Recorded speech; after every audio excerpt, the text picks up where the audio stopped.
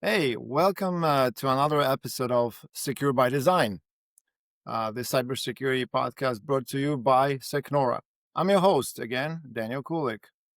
And today we're exploring a side of security that often gets less attention, I would say, the human side. Um, we spend so much time talking about firewalls, AI, and new technologies. But at the end of the day, one click on a suspicious link, one quick decision in a stressful moment can bypass all that. Imagine. So, how do we understand human behavior in cybersecurity context? And more importantly, how do we guide people to make better choices online? Okay. And to help us unpack this, I'm really delighted to welcome Christopher Buch, partner sales executive at Nimblr Security, the leading cybersecurity awareness training platform in the Nordics. I know Christopher has seen firsthand how awareness training can transfer not just knowledge, but behavior. So, Christopher, welcome. It's great to have you with us today. Thank you, Daniel. I am delighted to be here. Hopefully, we can touch upon a few points that can help everybody listening to understand the problem and see what can be done. How can we change some of the things that you mentioned? The human Uh-huh. aspect, lift that up to a new level, so we can make ourselves more secure and elevate all the other cybersecurity measures we take. So yeah, looking forward. Great, great. Okay. So, Christopher, before we, have a dive in, could you tell us or our listeners a bit about your background and what Nibbler does in the cybersecurity awareness space? Yeah, of course. So I, as you say, work at Nimblr by getting this solution to the market. Um, we're a European or rather Nordic company with headquarters in Sweden. I'm in the Danish office. We have offices around the Nordics, in Eastern Europe, Central Europe, Baltics, operating globally, basically. And Nimblr is providing, as you say, a cyber security awareness training platform. So this means we have a service that helps companies and organizations train their employees to Mhm. be better online, to have a better cyber hygiene and be more aware of what's going on and how they can avoid some of the mistakes that can lead to cyber breaches.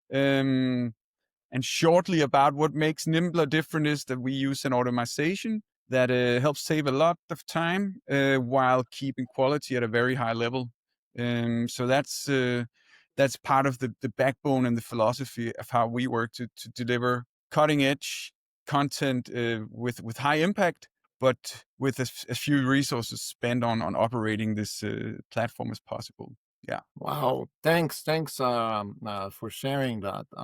Yeah, I mean, what I like is that Nimbler um, clearly isn't just about giving people information. What I understand, it's about maybe about changing how they act, and that's the real challenge in cybersecurity, isn't it? Right. Yeah. So, It is. so knowledge alone doesn't guarantee safe behavior. I would say that would be my No, conclusion here. you're completely right. Like knowledge is important because you need to understand what are the threats, how are the scammers working, Mhm. what should you concretely be aware of, what types of simulated phishing attacks are out there, how do you have good behavior. That's like concrete knowledge. But in back Exactly. of that, there is the general awareness. So be aware, like look on what you're doing. Is there a slight change in a URL address, or is there a weird request from your manager? Uh, don't just act, but yeah, Yeah, look twice. exactly. Exactly. Okay. So, you know, we often hear that people are the weakest link in cybersecurity. Yeah. Um, from your perspective, why is human behavior so critical in defending organizations? How would you react to this Well, question? first of all, a human is an entity inside a landscape or an architecture of IT services that they need to access, and there's data and there's permissions, and there's a lot of things that a human Hmm. profile, a digital profile, has access to and can do. So once a human lets in a scammer or an automation or a virus or something like that, there is much more freedom to operate for the attackers, and that's why it's so vulnerable. The reason people are um, sort of vulnerable, why Hmm. they fall for scams is, first of all, everybody knows scammers are getting better, attacks are getting better. Now there's the use of AI, Hmm. different methods. But what they do is they attack people working with IT are normally doing a lot of different things, working on several things in parallel. So people are busy, people are maybe tired. So they exploit that people are not aware. And then what they do is that they attack. I think we're going to get into this a lot in our talk, but they're attacking, they're pushing the buttons that the users have on their belly or in their forehead.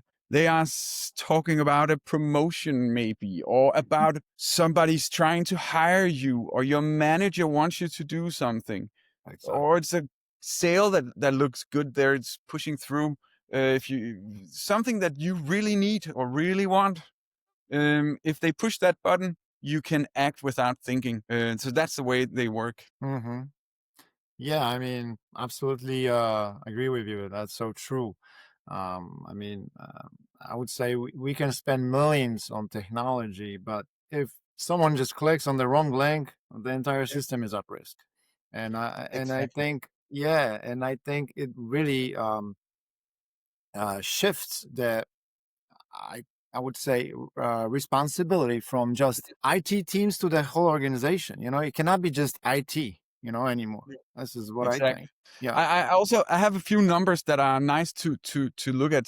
I have Uh-huh. the percentages: 30% and 85% and 18%. And Hmm. what are those percentages? Yeah. 85 percent is the number of successful breaches or attacks are caused by human error. Oh, So well, there that's you go. also answering by from a data side. 30% is the number of companies that have been attacked within the last 2 years, Uh-huh. and 18% is the click rate on harmful links, suspicious links. So 18%, it's 1 out of 5 of the links being sent by scammers are being clicked. So this is the Oh, problem, right? This is what we want to bring down, those 18%. Of course, the other numbers will follow if you do that. yeah. I mean, thanks for sharing the statistics. I mean, the statistics just show you, the reality, and it's Mhm, probably gonna get worse and worse. So, it's really important that we address these things today. mhm. Okay. Yeah, I'm gonna probably pick on your experience, professional Yes. experience. So, in your experience, what are some of the most common psychological or behavioral reasons employees fall for phishing or make unsafe choices online, for example? Yeah. I already touched upon one of the more important ones is the scammers find out, and with AI, they are much more better now to find out what are you doing in your work, what Hmm. is inside your head, um, and then they make simulations that touches upon that. So the psychology, and at Nimblr we have actually psychologists working doing the research on what's researching the research on what is going on, why how is the human brain working, and what works, what doesn't work. But you can see that if you have the carrot dangling in front of your head that says, here is this stuff you really want, your other parts of other your brains, your critical sense drops. If it's a sale, everything you're working for is to sell this service to this company, and now they reach out and say, we are ready to move on, please do whatever, click this link, or here's the quote or whatever, and you click it. So that's one thing. Another really important thing that the scammers use is urgency. So Oh, they install urgency in your head by saying simple stuff: a deadline. Do this now, or you will be vulnerable tomorrow, or you will miss the deadline. FOMO. Um, It comes to my mind. The FOMO. FOMO, it's FOMO, or like immediate danger. Mhm. Um, and so that's also really important, the urgency, and that's often combined. So the one very popular, very effective, or popular, very widespread and effective type is the CEO fraud. Oh, Everybody knows them, and it doesn't have to be the CEO. It could be a manager or somebody else in an organization, or a customer or a supplier or something like that. HR, that will present you something. So they have the power to, you want to please them. They are talking about something you really want to do, and then they say you have to do it now. So your boss asks you to do something now, you do it, or you're more vulnerable to doing it. yes. Yeah, Yes. and then there's one more point I would highlight, and that's confusion. So the scammers, of course, use confusion. So Oh, they can tell you something that's probably maybe very technical, or from something that's related to your IT systems, or your whatever software you uses, or whatever processes you're involved in, and they say, so you have to do this and this, and if you don't really know what it is, well, if you're scared, then you'll do nothing, and that's good. But that'll also stall you in your processes, right? Or else you'll just do it because, well, if I don't do it, I have to do it, but I don't understand it. So to sum those up, like, it's a soft spot, and it's a sense of urgency, and then it's the confusing. Those are some of the psychological aspects. I guess we could talk for hours mhm. about this also if we brought in actual psychologists. But this is what we see a Exactly. lot. Mhm. Cool. I mean, totally, yes. So I would say urgency, curiosity, Mm, confusion, I would say, and also trust, I would say, even trust. yeah, But these are all like, when you look at them, they're all like natural human instincts, you know? yeah. I mean, Well, attackers are really good at exploiting actually these, yes. you know? And You're completely right. Curiosity is massive. Oh, what's happening here? Well, let's have a look, yeah, and then you're in the, yeah, i- in a in the mix. danger zone. Yeah. Yes.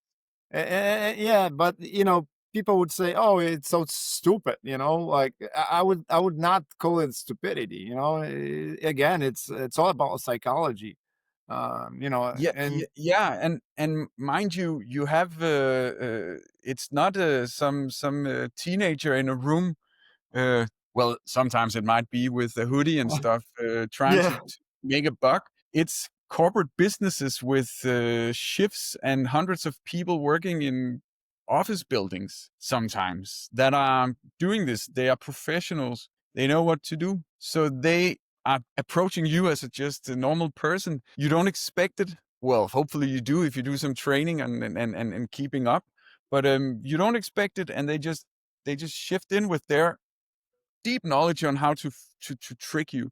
And everybody who's watched a magic show, or um, some sort of like a reel or a video about whatever, like, what do witnesses remember from a crime scene, and then they can trick people into saying it was a red dress and it was actually a green jacket. And the mind, we believe our mind is conscious and logical, but it's not. It's building on some lower principles and some instincts and stuff, and processing complicated stuff. Now I'm going really deep, right? But they're processing complicated stuff to make use of the brain capacity. So that means it can shut off completely a logical sensor if you push the right buttons. And that's what happens. So you're right. It's not necessarily stupidity. It can be stupidity, and it can be ignorance or carelessness, but it's also sometimes just pretty basic, normal human behavior.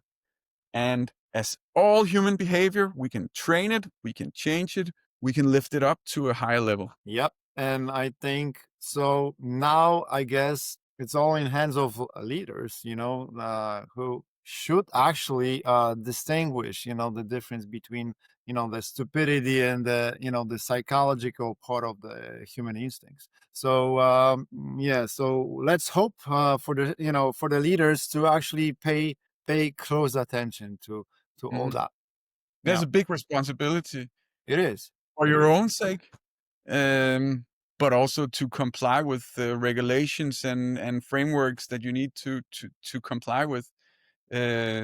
So yeah. Yep. Moving on. Many companies do security awareness training, but often it becomes a box taking exercise, unfortunately. What Yeah. actually makes training effective and stick with people over time, in your opinion, Christopher? Well, now you're touching upon what's very dear and near to me. It's about how to do awareness training, and yeah, it's no secret. I work in a company that develops a platform. We believe we have the best platform in the world. Let that be. Let's talk about the sort of principles behind awareness training that we believe in and that we have built our platform on. I think that's a really good question. And we talked about it in the beginning. That we do have two aspects of cyber hygiene, or like a cyber secure human beings. And one is the concrete knowledge. So you do need to get concrete knowledge about this is how attackers attack. This is how a URL address looks and can be changed. Uh-huh. This is how you let a door open physically or digitally. This is what you need to do in this to or DORA, and this is what is required in GDPR. All of this concrete knowledge, you need to know it. So good awareness training has some sort of a course element. At Nimblr, we have micro courses that go to the inbox. You click it, 5 minutes. You do one topic at a time. We put in interactive elements. The other part is the sort of awareness in itself, like not just clicking around, but always looking at what you're actually doing, being aware. Um, Looking twice, questioning weird messages. You getting weird requirements? Are they weirdly confusing? Does it look like, a standard thing everybody knows? If an image in a mail is very blurry or pixelated, Mhm. maybe it's not from the original real sender, but Yes. there's more depth to this. Is there more than one email address, and how does the domain look? All of this. So this is something you can do, and you also train this. We believe with doing the test in the field, so sending out simulations. So we send out at Nimblr, we send out phishing simulations. So they look completely like real phishing emails, and then people click an attachment or try to put in the cursor to type credentials. Um, then they get tested because they get notified. Boom, you did something wrong. And then your sixth sense becomes activated on alongside your concrete knowledge, right? Yeah. Um, I think that's really important to look at those two. But then good awareness training, you touched upon it. With all training and all software use, you you have to look at how people work, right? And like work, but also how they function. So there's two things I want to highlight, right? They forget and they get bored. So this is something we want to avoid. How do we avoid that they forget? You need to have something that's ongoing, because if you do something once a year or every 2 times a year, a seminar on this is how to do cybersecurity awareness, um, people forget and they lose the sort of being on the touch or being aware all the time. And we can see in our data, if we let people go, say we have some users of Nimblr that pauses the simulations and courses and stuff like that, awareness drops, click rates goes up. Well, yeah, we can see that Okay. if they pause or get less Yep. content. Um, that's one thing. I think the ongoing service is important, but also people get bored. So you can't put in too much content. You can't have long, boring training sessions. You can't have a lot of mandatory stuff, and you can't have a difficulty accessing a system or a platform. It needs to be click, plug and play, ready to go, short and sweet. and then it's up to the sort of providers of the awareness training to make sure that you get the content and the awareness lift and the learning and behavior change that's enough for being secure and being compliant. But it's really important to not make it too broad. So it was also to find the sweet spot on, is it too complicated or is it too simple? That's also something that we can see on the market, that people get bored or tired of solutions that are not hitting the spot. Um, Also, the style, is it too sort of generic, or is it too childlike, or is it too sort of not professional enough, or way too professional? Those are some of the things you need to balance in a solution. Hmm. That's great point. I actually have like, two thoughts that after I listened to you, but just comment on the last part. I mean, we've all been through these mandatory trainings, and that, and it's all good, but the moment that you leave the room, it's a blur, and I think you Yeah. touched on the very important stuff, like the frequency. I would say, it cannot be once a year or twice a year, No, because you no. get disconnected so much, right? um so, and another thing that you get bored. I mean, um when I actually take any type of training, if it's cyber security or any other topic related, topic, if it feels engaging, personal, and maybe a little bit like interactive, people actually, and I'm even looking at myself, like from the perspective, actually retain the material, Yeah. so it is great that you actually touched on it. Yeah.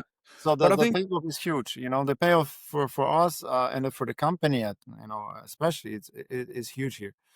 yeah. And I also think that um, basically people don't want to do anything, right? So it's about to give them as little as possible for our sort of base curriculum, if you want to say so, is 10, 15 minutes a month, not even. Instead, we focus on doing things when they are needed. So if people click a bad link, they get Mhm, notified, and then instant learning pops up. It shows you a short guide on what you needed to see in this mhm. email, and then you get a link to to one of the courses. So we believe in acting when it's needed, because at the moment you as a user clicks a link, you get surprised and you get scared, or you find it funny, or you are like, what is going on? Um, and that's where you need something, because you just did something wrong. You need to learn something. And the Mhm. timing is now, because you just did it. And Yeah, then you are more open than at any other time. So we believe, instead of going through a lot of mandatory, boring stuff, it's got some base stuff going on, and then it individualizes, so the mhm. user can get what they need when they want it and when they're open. That's what's really effective, we can see. Sure. I mean, definitely. And also another like reflection on what you just said is, it just kind of came straight into my head.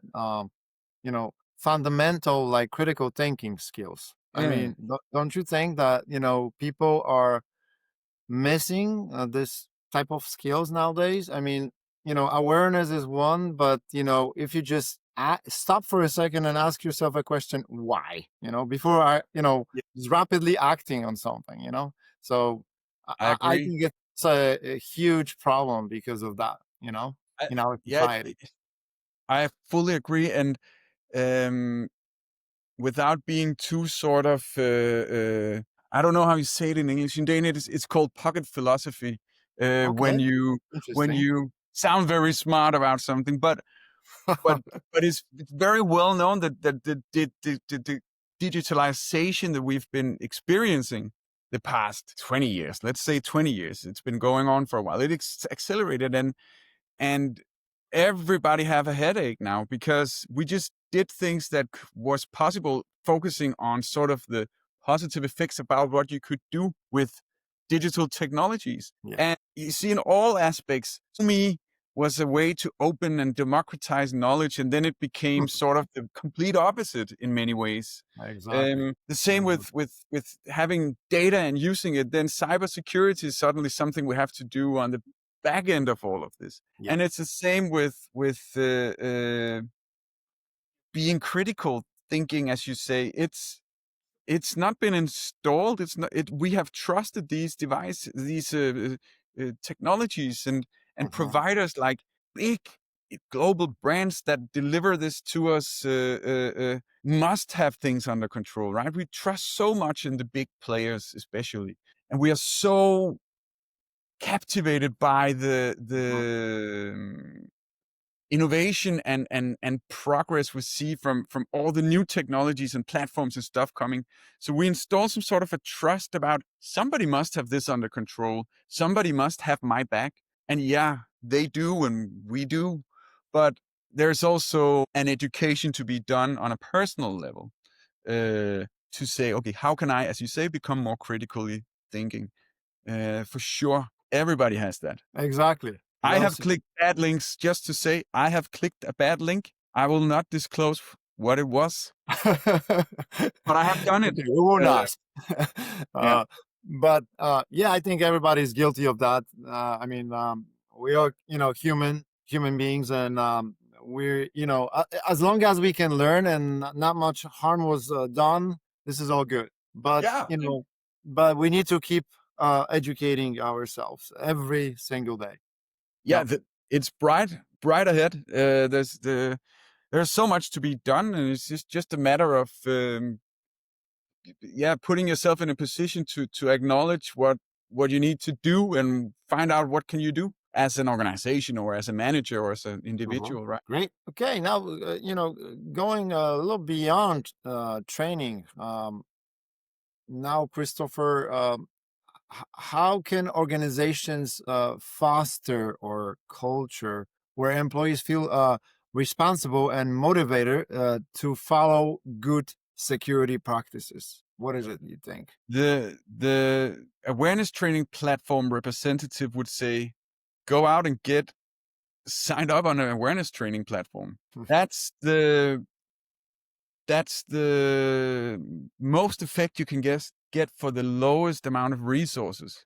Um, so that's, and I would definitely say, don't just do a month of simulated phishing and then say, click, we've done it. I know some of the regulations doesn't specify what you need to do, and maybe you think it's fine.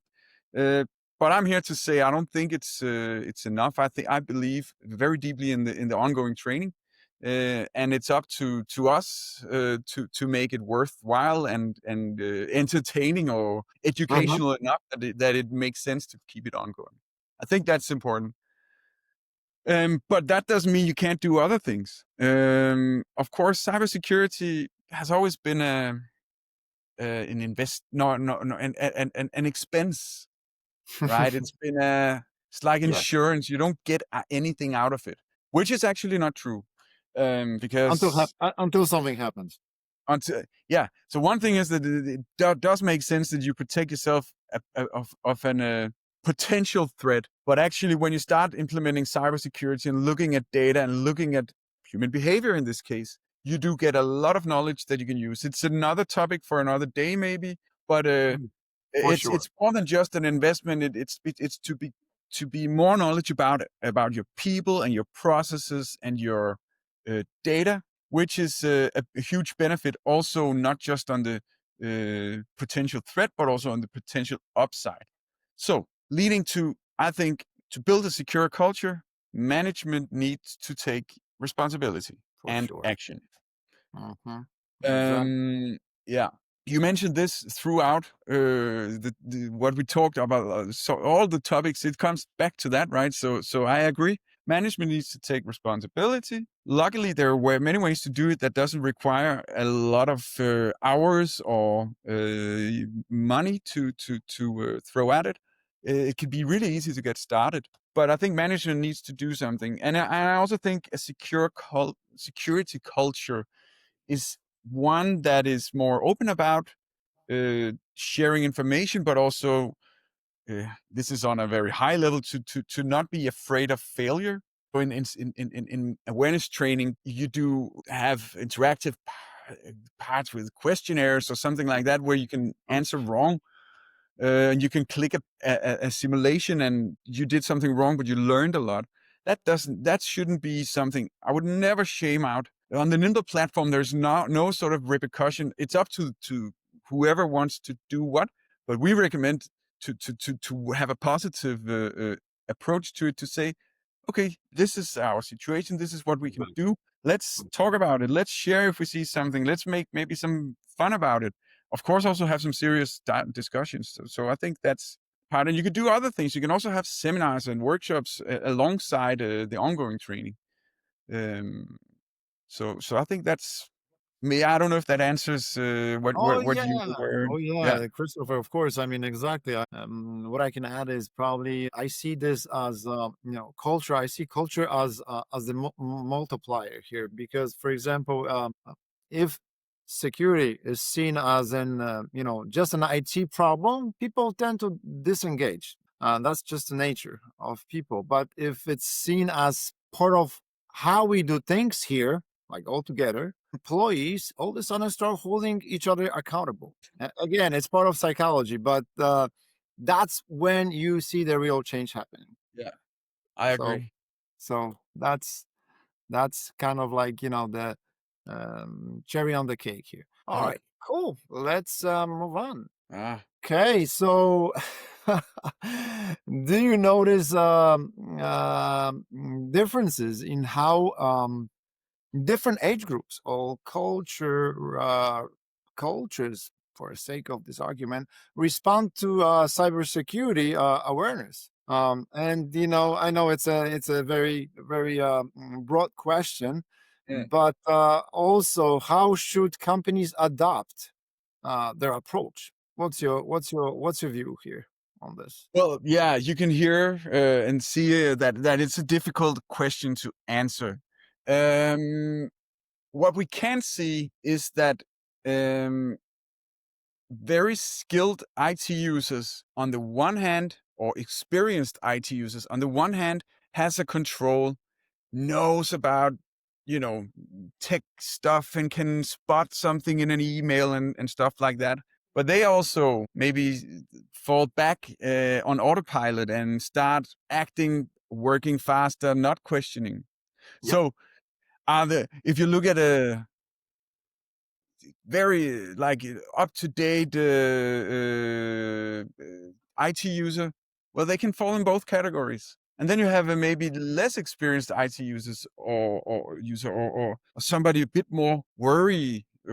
They don't know much, and they can easily be met with something that they thought they knew, they didn't spot, and then do something wrong.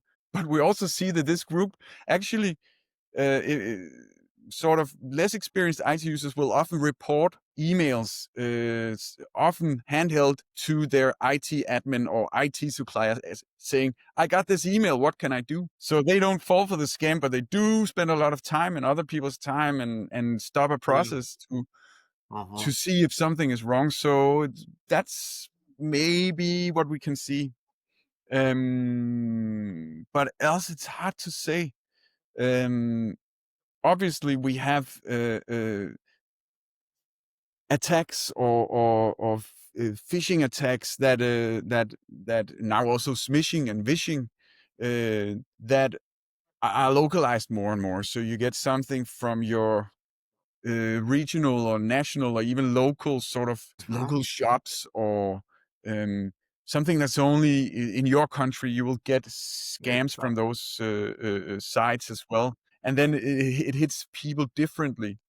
But else it's hard to answer at this point. Yeah, yeah. I mean, it's yeah. That's why I said it's a kind of a difficult one to answer, because everybody's different. I mean, every country, continent, and people living there have different, trends that they follow and different skills and etc. So, but overall, it's pretty fascinating. It is. I, We don't. I would say, it shows that communication has to be tailored. Yeah, Uh, and you and know, and that's getting back to that, the attackers, they know about the They local know. They do. They do. Yeah. or cultural or who you are and put you in a box and hit you like that. And sometimes they do something where you think, are they stupid? And sometimes they're very successful. Yeah, yeah, yeah. That's why. And now again, the leaders, the companies need to speak the language of their people, not Hmm. just push out genetic rules. Because if they're generic rules, it will never work. And I see this a problem when you have like international companies. You know, Hmm. um, let's say you have a U.S. based company, but they employ people from all around the world, and they push like a genetic rules, and it Hmm. doesn't work.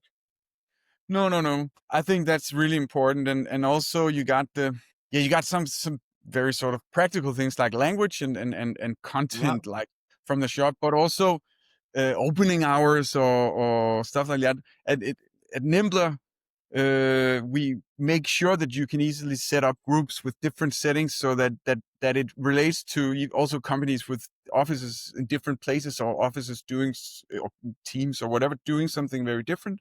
They can very easily be customized. I think that's really important because on the one hand, scammers shoot broadly. So in the reality, you'll get broad types of attack, and sometimes they have nothing to do with you, and you can easily see it.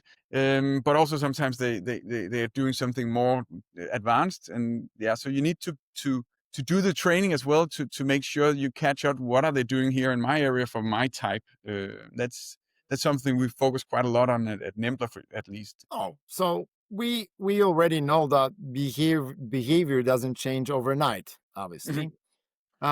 So what are some realistic steps or milestones companies should aim for in a shifting employee behavior towards stronger cybersecurity habits, in your opinion, Mm. Christopher? Well, I think we've touched upon it a few times. I think I mentioned Mhm. the ongoing training. It sounds like I'm repeating myself, but that's really important. We can see that after 5 months, we started out by saying 18% clicks on bad links. In 5 months, you can bring that down to 2%. That's what our users in average do. So that's almost factor 10 uh, lowering of the click rate. But we also see that it takes less than 5 months to go back to 18%. Yeah. So those are the steps. Get started. Don't stop. Because one thing is you need to push people all the time, but you also have new concrete knowledge to share with people all the time. So you have to update the content and you have to bring in new micro courses, of course, new simulations sent out when they appear, right? Yes. So I think over time, it's just to get started and make sure you're on a path where you can always get updated content and simulations, so that you are always ahead. We use a term called 0-day classes, where if something really important happens and it happens now, like it's related to a time of year or holidays or a big event. There's Olympics in the Okay. country. You'll get a lot of spam. We had saw a lot with COVID. Then we push some content immediately to people so they get it now. Uh, so so yeah, there's one step, and it's to find the right Yeah. approach, and then just keep doing it. Um, Exactly, and to me also, this analogy comes into my head because behavior change is like a marathon. It's not a mm, sprint. Okay, and it also reminds me of, like, let's say, fitness. Okay, so you absolutely don't get any results after one workout. I mean, no no, miracles happen, right? But over time, consistent effort builds lasting habits, and yeah. I would say security works the same way. Yeah, but yeah, that's the perfect analogy, and I'm gonna start using that because it's never Love stopping. it. Again, of course, I would say that I this is what we do, but if you stop training, you miss out on your body starts becoming flat again or bulgy or whatever it becomes.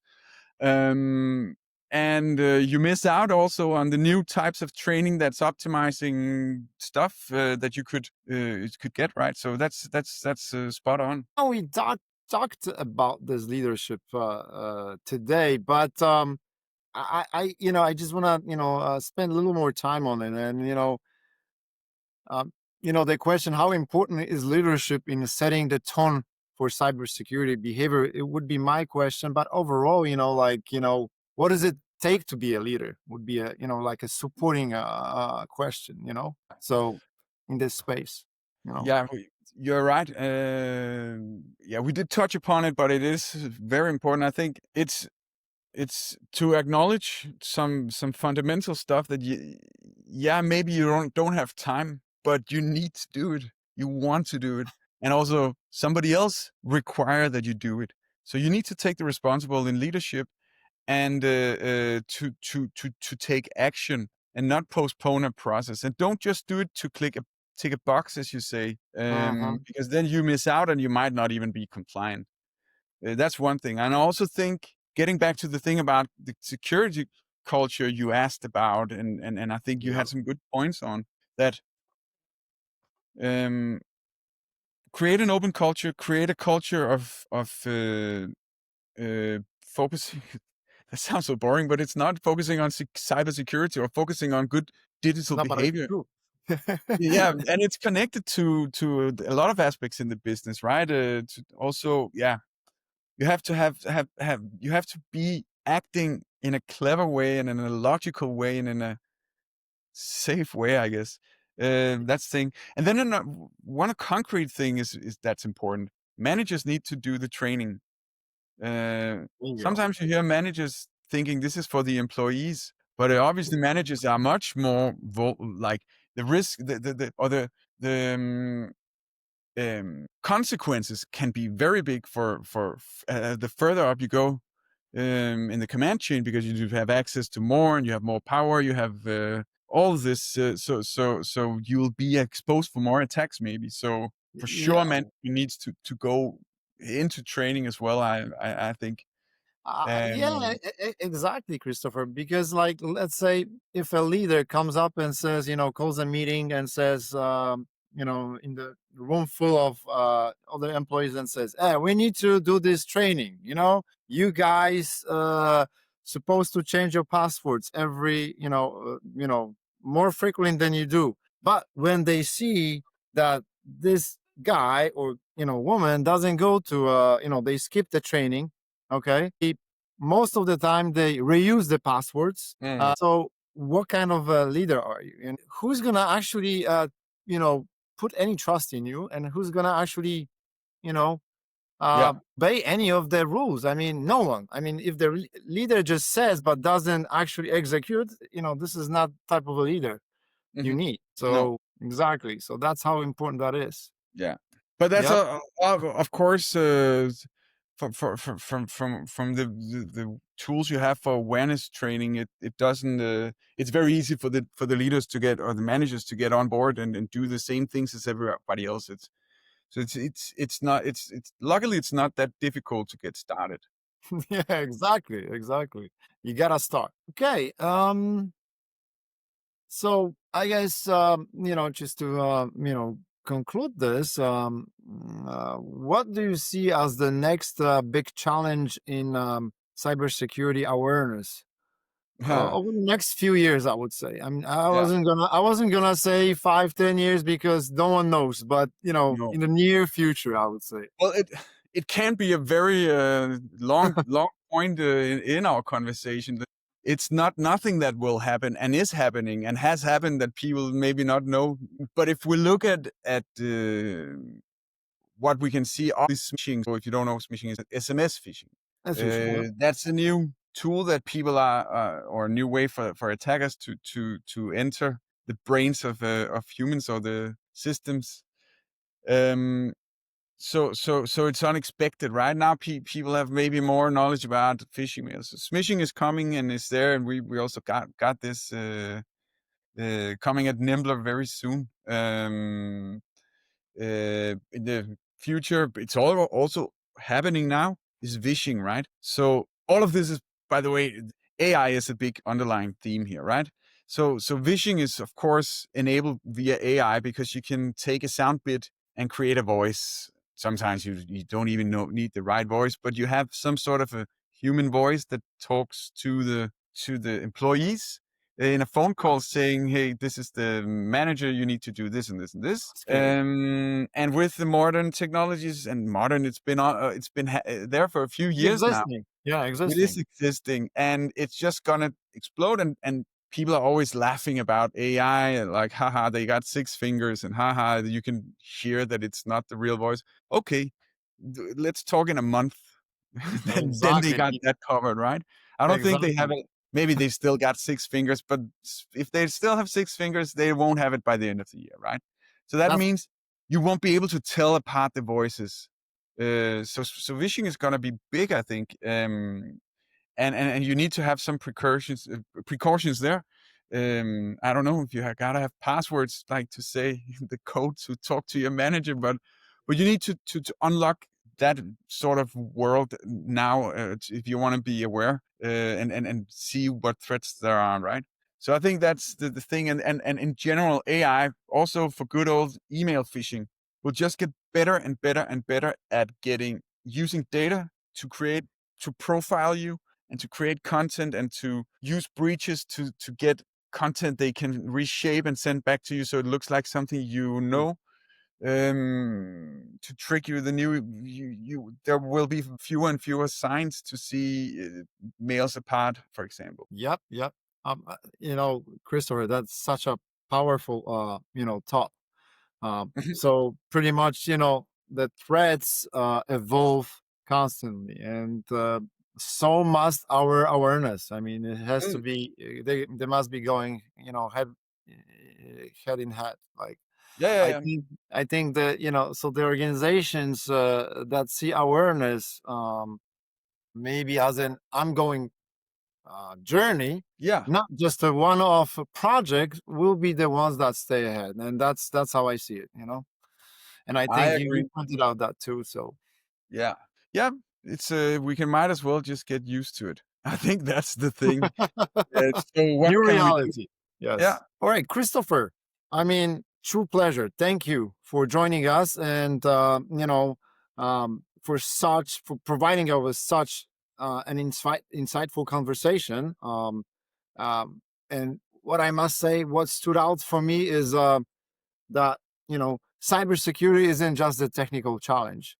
no. It's a human challenge, and that's where what we just concluded a minute ago. That's where the awareness and culture come in. So um, to all our listeners around the world, thank you for tuning in.